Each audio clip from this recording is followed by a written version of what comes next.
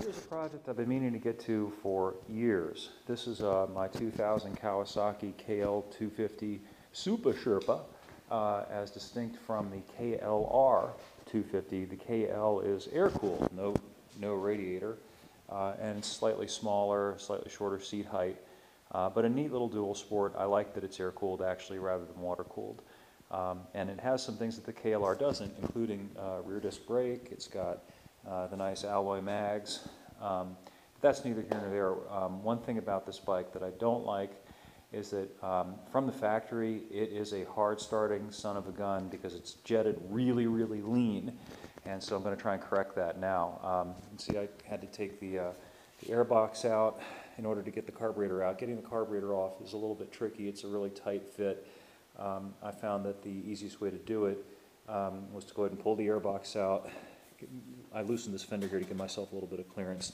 Took some of the electronics off of the air box, of course took the battery out, and then disconnected the cables, which you can see over here, throttle cables, and of course the fuel cables and all of that. Some guys like to just rotate the carburetor this way, and that allows you to have access to the jets, but you can't really clean the carb and make other fine adjustments, so I preferred to go ahead and take it off. And over here, here's the carb. It's on my bench. This is, of course, the fuel bowl taken off, and you can see some of the gunk and garbage that's in there. One thing, and apparently this is a fairly common problem, these float bowl screws, fuel bowl screws, are very easy to chew up. I don't know if you'll be able to see it on the focus on this, but mine are pretty chewed up. I'm going to replace these with hex heads, and they'd be particularly difficult to remove if the carburetor were still on the bike.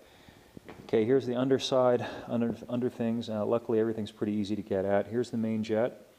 The factory jet is a 125, I believe, and apparently the recommendation is to start with a 130. So I'm going to try 130 and see what that does, and maybe go up a little bit more than that on the main jet. But the pilot jet is the big one. Pilot jet is right here in front. I've already loosened this. You'll want a small screwdriver to get that out, and here it is. And according to what I have read on the boards, on the form, the Super Sherpa boards, you want to start with a number 20 and maybe go up to like a 22.5 or so on the pilot, and that's supposed to make a big difference in terms of cold start and overall drivability on these bikes. Here's the air box. You can see it's a pretty big thing. This big chunk of plastic has to be stuck in here and rotated in there, and once you got it in there, getting the carb in is kind of a beast, so it'll be fun to reassemble all this stuff once I get the carb back together. Anyway, look for installment 2 once I get the parts I need. I can start putting all this back together, and hopefully, fingers crossed, the bike's going to run great, and we'll catch up with you next time.